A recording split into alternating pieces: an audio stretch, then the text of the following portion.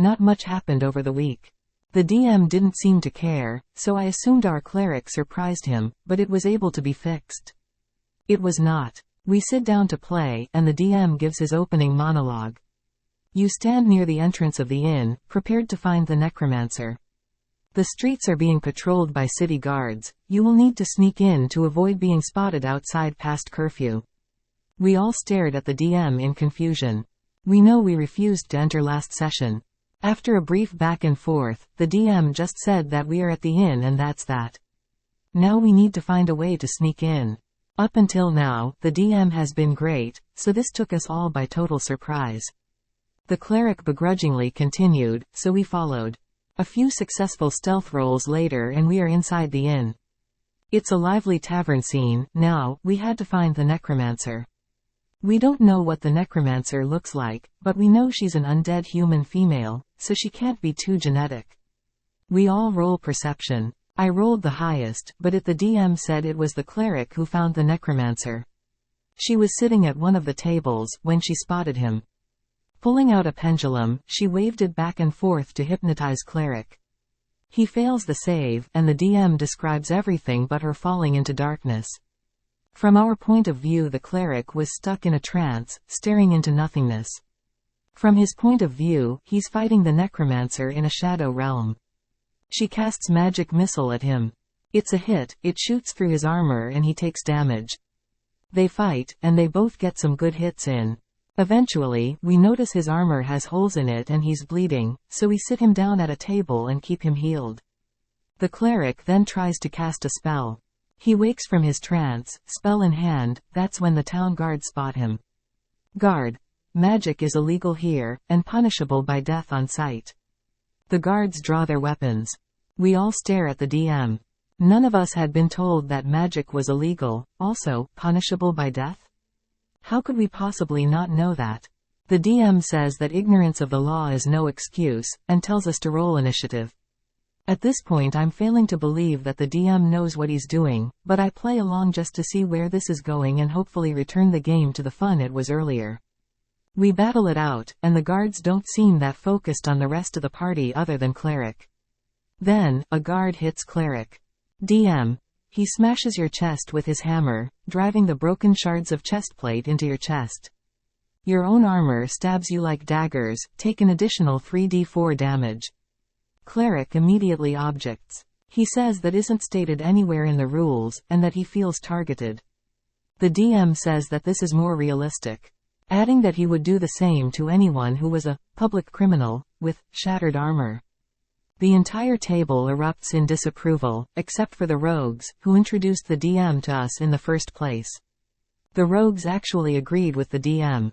I couldn't tell if he was doing that because they are friends or because he genuinely agreed, but it was unexpected. The DM leaned on the rogue's support, and left the ruling unchanged. The DM told cleric that his armor need to be replaced, and until it is replaced he loses all of his armor AC bonus. Then, the DM told us a new set of armor for cleric would be 600 gold pieces. We had a combined treasury of 250 gold. I texted cleric asking if he wanted to get out of there, but oddly he said no. The guards continue to almost exclusively target the cleric. We do what we can to fend them off, but the guard rolls a 19. That's when we learn about another rule of his. The DM tells us that critical hits are instant downs in this world, and guards crit on a 19 and 20. Without cleric to buff us, the fight looks bad, but the DM NPC jumps in, so we win the fight. But something had been made clear, that the DM was going to target the cleric. The session continues. The necromancer escapes to, you guessed it, the exact direction of the catacombs. We don't follow, which leaves the DM silently mad, but at least he didn't railroad us. The game continues, but the cleric notices something on his body when he recovers. He feels a mark on his forehead. A look in the mirror reveals he has grown an additional eyeball. He tries to identify it, but fails. That's when Sorcerer shows up. Sorcerer. Oh no, you have the spy's curse on you, you've been marked for death. From now on, the necromancer can see everything you see. I'm not a traitor. If I was, I wouldn't give you this information. We take a long rest while we plan our next move. All through the night, no matter what we planned, the DM's pet character would remind us that we have to go to the catacombs to stop the necromancer. I ask, what was stopping her before? She's been in town longer than we have. There's gotta be more to it. We dismiss him, and continue our long rest. Not surprisingly, we were attacked by undead in the middle of the night. The cleric went down again because the DM took his armor, but this gave the DM a chance to show off his super cool OC again, so he did. The DM made a point to show the sorcerer taking damage to save cleric. We finish the fight, which took way longer than it should have, and the session ends.